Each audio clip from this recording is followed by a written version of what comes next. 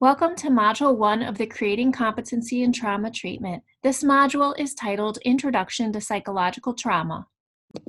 In this module, we will give a broad overview of trauma, including the definition, the history, the classifications in the Diagnostic and Statistical Manual 5 in the International Classifications of Diseases 10. We'll look at the core symptoms of PTSD and start to look at conceptualization around complex PTSD and developmental trauma. On this slide, I pulled the definition of trauma from the dictionary. You can see that trauma is defined as a deeply distressing or disturbing experience. It's an event that causes emotional shock following a stressful event or a physical injury, which may be associated with physical shock and sometimes leads to long-term neuroses. Through this definition, I hope that you see that trauma is an event that overwhelms our coping system and causes some sort of emotional or physical shock that can lead to long-term mental health issues. You can see here the synonyms for trauma, which I particularly think are poignant, which are suffering, pain, strain, anguish, heartbreak, shock, torment, and agony.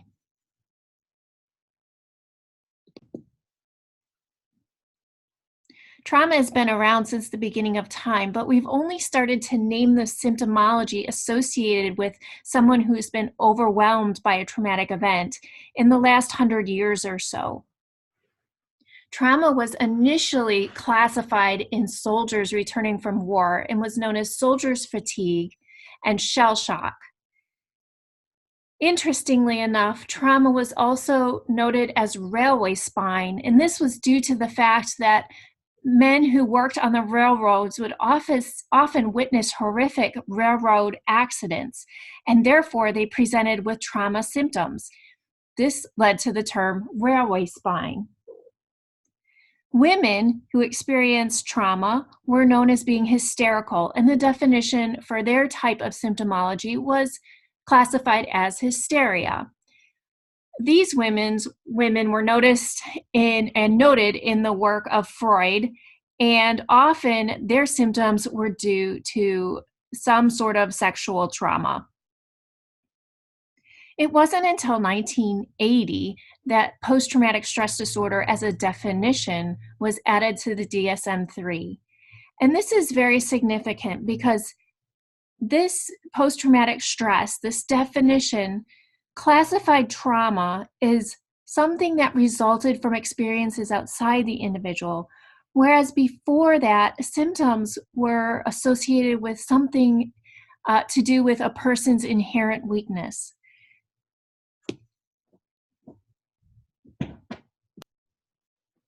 Since 1980, trauma has been classified in different ways in the Diagnostic and Statistical Manual. Currently, trauma is its own category, whereas in DSM-4, trauma was related under anxiety and stress-related disorders. So now it's just trauma and stress-related disorders. And the four major classification of trauma and stress-related disorders are PTSD, and there are two subtypes of PTSD, adjustment disorders, reactive attachment disorder, and disinhibited social engagement disorder. Post-traumatic stress disorders also include acute stress disorder. On the right-hand side of your screen, you'll see the ICD-10, the current classifications for these disorders. And in your handout, you will be able to click on the links to these disorders to find out more information. Disinhibited social engagement disorder and a reactive attachment disorder are used to diagnose children who have experienced severe neglect in their lives. The first one, disinhibited social engagement disorder, classifies children with indiscriminate attachment who have externalizing symptoms such as behavioral problems, whereas reactive attachment disorder usually is classified for children who are withdrawn and have flat affect that do not attach easily to adults. Acute stress disorder has the presentation and can be caused by the same events as post-traumatic stress disorder. The only difference is that acute stress disorder is used to classify people within 3 to 1 month or 40 days of the traumatic event, whereas PTSD is used to classify or diagnose somebody after that time period, after 40 days. Adjustment disorder, it can be caused by a traumatic event, but with less symptomology, so less symptom presentation, less symptom presentation than PTSD. Adjustment disorders can also be used to classify somebody with not as severe symptomologies, or the traumatic event does not seem as overwhelming as it would in PTSD. An example of an event could be a divorce or moving houses or something like that.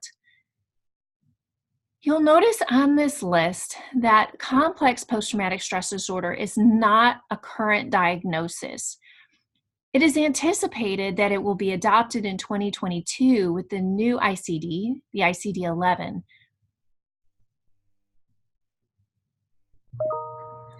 Kessler et al. Put out a study where they reviewed a lot of literature, and this study is recent. They also took data from all over the world and looked at rates and vulnerability factors for people with PTSD. And this research is going to be used for the complex post-traumatic stress disorder classification in the ICD-11. So what Kessler and colleagues found out is that more than 70% of the general population have experienced trauma. So in essence, 7 out of 10 of us have experienced trauma. Within that 70%, most of the people had experienced an average of 3.2 traumas per lifetime. There's only a small percentage of the population who've experienced trauma that actually develop PTSD. And in their study and review of literature, they found that 3.6 and 9.7 people who experience trauma actually develop PTSD. This number rises significantly in post-conflict settings, where it's as high as 37% of people, or 1 in 3, develop PTSD. In this research, they also looked at factors that lead to development of PTSD. These factors are called vulnerability factors. Interestingly enough, being a soldier or participating in the military was not one of their top vulnerability factors. In fact, the top factor that would lead to development of PTSD was interpersonal violence of some sort, including intimate partner sexual violence and rape, sexual assault, and stalking. The second highest predictor of developing PTSD was unexpected death of a loved one. And of course, the more trauma you have, the more risk you are for developing PTSD. So the last bullet point, prior trauma history predicts future PTSD risk. On this slide, you see the symptomology of PTSD, or the symptoms that need to be reported in order to diagnose somebody with PTSD. First of all, there needs to be an identified event that overwhelmed the coping system and that caused the stressors. So the participant or the client must be able to identify a single stressful event. After that event, the participant or the client would experience symptoms of avoidance, intrusive recollection, negative cognitions and mood, alterations in arousal and reactivity, that's the emotional lability or emotional reactivity. Duration, the symptoms, in order to be diagnosed with PTSD, they must last 1 month or 40 days. They must contribute to functional impairment of a person's life. And the diagnosis of PTSD cannot result from medication use, drugs, or other illness. So if someone takes drugs and starts to experience some avoidance or negative cognitions, these symptoms cannot be diagnosable as PTSD. This last sentence points out the fact that presentation varies greatly among people. The essential feature of PTSD is the development of characteristic symptoms following exposure to one or more traumatic events. But the clinical presentation of PTSD varies. We will get deeper into the symptom presentation and what that looks like in your clients in the next module. Here you see the PTSD subtypes. So when diagnosing PTSD, you must note if any of these subtypes are present. The dissociative subtype is different than dissociative identity disorder and indicates the presence of depersonalization or derealization. Depersonalization is persistent or reoccurring experiences of feeling detached from, as if one were an outside of their own mental processes or body. So sometimes people report as if they feel as if they were in a dream, or that they're not real in the world, or if they move real slowly, there's a sense of fogginess. Derealization, however, it is a feeling that your surroundings are unreal. So you still feel like you're in a dream-like state. You feel distant from the outside world. It's a foggy sensation, as if the outside world were not real. The other subtype is the preschool subtype, and this is new to the DSM-5, and this is used to identify children who've experienced trauma in 6 years old and as 6 years old and younger, because children present a little bit differently than adults and as far as their PTSD symptomology. Many times preschool children will show symptoms of regression, behavioral problems. They might reenact trauma in play. So there is a little bit of a difference in the preschool presentation than there is in the adult presentation. And I would encourage you all who are watching this video to do a little bit more research on your own on the preschool presentation of PTSD. Judith Herman, in the late 1980s and early 1990s, had a pioneering book, Trauma and Recovery.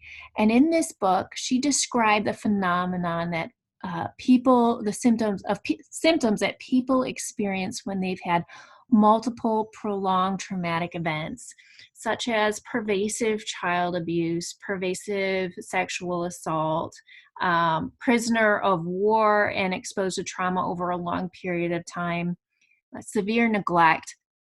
And she classified people with this presentation as having complex PTSD. And she is really the pioneer in the field of complex PTSD. We will look at complex PTSD in more depth in the next module. Quattroir is another expert in the field of CPTSD, clinical presentation, and treatment of PTSD in children and adults. And she notes that people can develop symptoms of complex PTSD even after a single catastrophic event, especially one that occurs in childhood that has been unresolved. The ICD-10, as noted earlier, does not have a formal diagnosis of CPTSD, but it is anticipated in 2022 the ICD-11 will have a formal definition.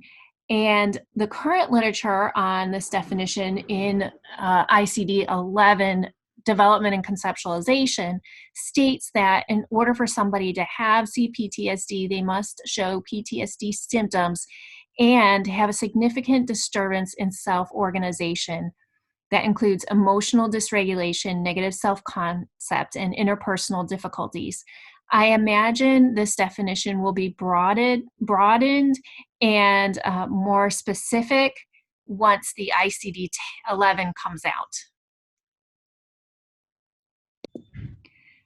The last definition or conceptualization of trauma that you may have seen is called developmental trauma. And this term was pioneered by Bessel van der Kolk, who really is, again, a pioneer in the field of trauma treatment, understanding of the neurobiological effects of trauma. And he advocated for developmental trauma diagnosis to be included in the DSM-5. Of course, it was not, but they are still that team, him and his colleagues are still working to have it included in the next version of the DSM. And the reason that this is important that we understand developmental trauma is because it signifies severe exposure to trauma in the first 3 to 5 years of life. And when a child is exposed to trauma and severe trauma in the first 3 to 5 years of life, it really does affect their whole body functioning. Their brain and body are changed as a result of trauma. And the trauma imposes significant neurobiological effects on the child's brain. So you see here, the trauma is usually caused by neglect, abuse, and living in danger. The other significant aspect of developmental trauma, as van der Kolk notes, is it results in lifelong challenges for an individual. The symptoms of developmental trauma overlap with complex trauma, but as mentioned earlier, neither are formal diagnoses. So at this time, it is really hard to conceptualize and differentiate developmental trauma from complex trauma. Enough research has come out in the last 20 years, in particular with the advent of research around the neurobiological effects of trauma, that point to the fact that trauma often accompanies other diagnoses in presentation. In fact, the DSM-5 has a whole page of differential diagnoses with PTSD. Most commonly, you see dual diagnoses included in PTSD with mood disorders, depression, anxiety, OCD, phobias, panic disorder, bipolar disorder, personality disorders, and psychotic disorders, including schizophrenia. It is important to recognize what is a PTSD disorder versus what is another type of disorder according to the DSM. However, in military populations, 37% of military personnel who have PTSD also report depression. So there really is a large overlap between PTSD symptoms and symptoms of other mental health diagnoses and disorders.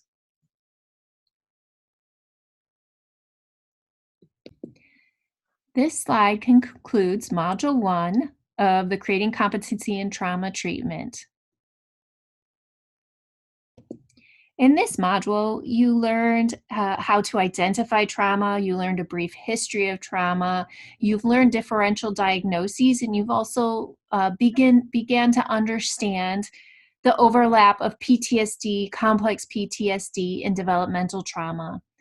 In the next module, we will take a deeper dive into what these symptoms look like and how they present in clients, and also look deeper into the symptoms of complex trauma and developmental trauma.